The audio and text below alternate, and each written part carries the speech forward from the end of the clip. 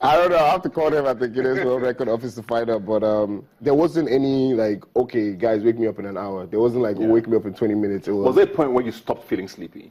Where it just became normal? Yeah, but then that's what happens with the hallucinations and everything. Yeah. So at one point it was like I was just awake. And I found out after the fact that if they had told me this beforehand, I probably wouldn't have done it. But after the fact, I found out that they had to monitor me the day I stopped while I was sleeping, because there's a possibility I would have slept and not woken up. Like, because my body had not just shut down. Yeah, so my body would have completely actually just shut down, and that would have been it. So they had to monitor me in the hospital. But we thank God there was nothing that risky. What was the hardest part of all of it? Was it not sleeping? Was it just keeping up? The hardest part, I would say, was the not sleeping, and like just because the energy that I was getting, the people the people that were coming through, the love and support was amazing. I didn't expect. You know, sometimes with guys like we in this entertainment industry, we have these plans and people might not understand. So I didn't expect anybody to understand what I was doing. I mean, they'll say it, but they'll not necessarily do it. Yeah, so I didn't expect anybody to come through and like actually support and like be there. It was like in 1 week. It really was. It was, a 1 week, 10 day, just non-stop partying for a lot of people that came by. People came by before they went to work. People came by after work. People came by in the morning to work while they were at South Cafe to the nighttime. You literally see people in the morning at 11 o'clock start, their laptop in the morning. And I was playing a lot of house music, so it was conducive for whatever they were doing. Because I was going to ask that. I was always worried about the mornings. I mean, a lot of the evenings were packed with people, and the mornings would empty out. What happens at like 5:30 in the morning? So the mornings would empty out. It would go literally from like 100 people to like 10 or maybe even like 5, and that would be like obviously my regular family and my regular circle, and I always had to have 4 witnesses in a 4-hour slot. Okay. So it would always be the witnesses and whoever else, and then obviously the staff that were there that were working, So, but some people actually stayed. Like after the first 2 days, when they realized, okay, this is 24 hours, some people just started like they would stay till maybe 6 and go home, change, and come back for like 11 or 12.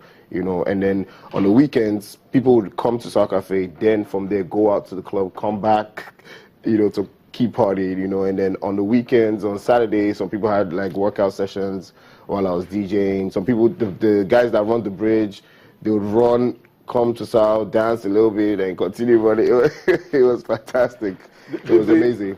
Did the guys at the Med Plus guys who were supposed to be, taking care of you and checking, was there any time they told you anything that maybe made you think maybe I should stop this now? Yeah, when they talked about the blood pressure situation, they tried to advise me to sit down a lot. So they got me a high stool to sit, and I had to drink a lot of water, and this was exclusive for Rubbin. I had to start peeing in the bottle because my bladder was getting very full and like uncomfortable for me. So it was one of the things that were affecting my body, and I had to hold it till that break time. The thing is, because we couldn't get a Guinness World Record rep to come to Lagos, there was a camera that was focused on me, a steady cam that was focused on me at all times for the whole stretch of the 230 hours.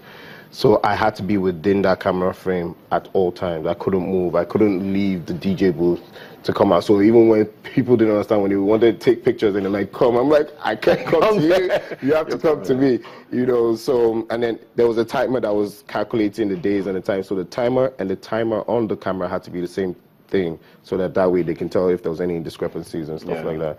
So the hardest part was with the Med Plus people. They advised against a lot of things, but then they also brought the solution, with meds and vitamins, everything that I needed to just feel refreshed.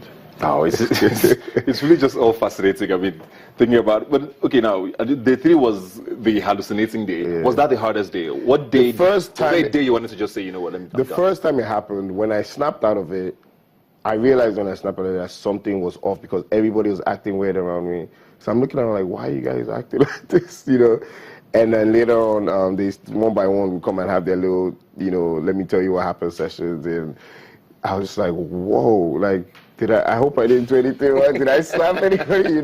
So it made me feel bad that I reacted like that to family and close friends. So at some point I was actually thinking like, I think I'm stretching it now. Maybe I should slow down. Like, is it really worth it? All that kind of stuff. And then when my body was really like giving up was when on the last day.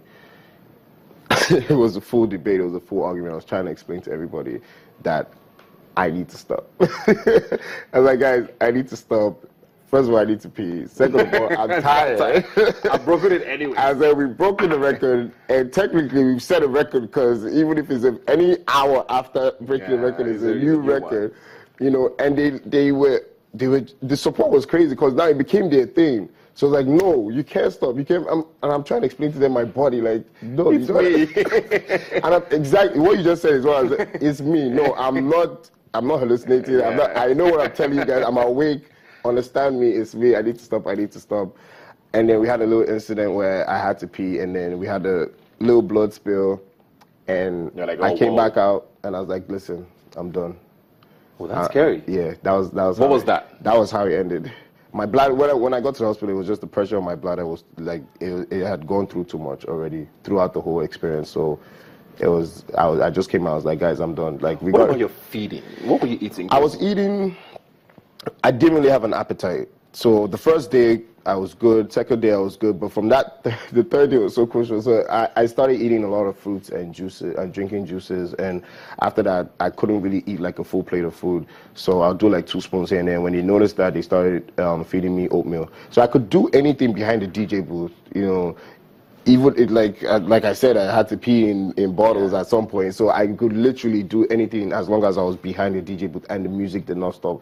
So as long as everything was going as planned according to their rules, then it was fine, you know. But so I could eat anything, I could drink anything, you know. But what really hurt was the fruits and the drinking of, you know, water and juices and all that. There was no I guess alcohol you couldn't eat anything heavy. No, because then I would have to go to the bathroom. Either that or I'd sleep or I'd have to go to the bathroom. So I had to avoid like heavy food, you know. Man, we're going to take a break now. We'll come back. We'll talk about what Guinness is saying, or the Guinness World Records is saying about making it official, of course, and then we'll take it from there. Please stay with us. Just